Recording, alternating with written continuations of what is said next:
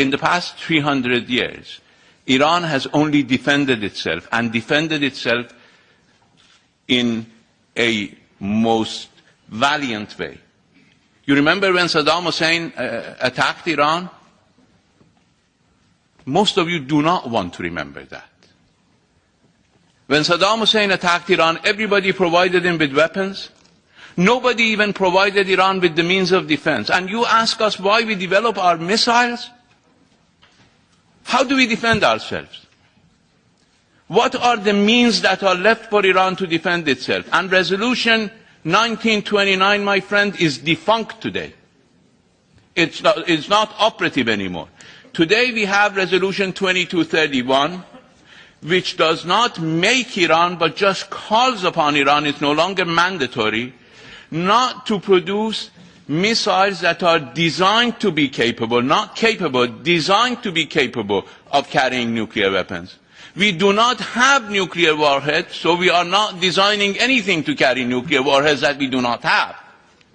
But missiles are the means of our defense. If you're concerned about military expenditures, go talk to your governments not to sell so much military hardware to our region. $130 billion worth of military hardware is being sold to the Persian Gulf region alone. This is not my figure, this is Secretary John Kerry's figure. And the highest estimate of Iranian military expenditure is $15 billion. And we have a population of all those countries combined together. We have armed forces which exceeds their armed forces combined together, but we spend the 10th of their military expenditure. We are entitled to our defense within the norms of international law. But we are prepared to cut defense spending in the region mutually, not one-sided. We are already spending a fraction of what others are spending on military hardware. So if missiles are the means of our defense, we're not targeting anybody. We're targeting anybody who attacks us, so that they won't attack us. Because we were attacked and everybody stayed quiet. We were bombarded with chemical weapons and everybody kept their mouths shut for 8 years.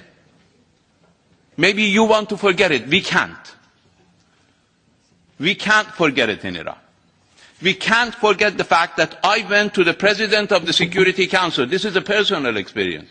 I went to the President of the Security Council in 1986 and told him, Mr. President, Iran is being bombarded with chemical weapons, and he said, I can't listen to you.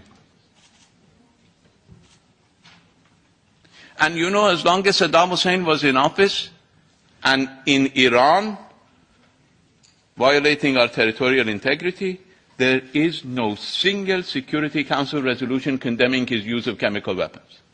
The first Security Council resolution on Saddam's use of chemical weapons was issued after the end of our war. So I think it's important, while Iran wants to work with the international community, while Iran is open to work with Europe to reduce the concerns and tensions in the region, believe me, we're not the ones who have to gain your trust. We both need to gain each other's trust.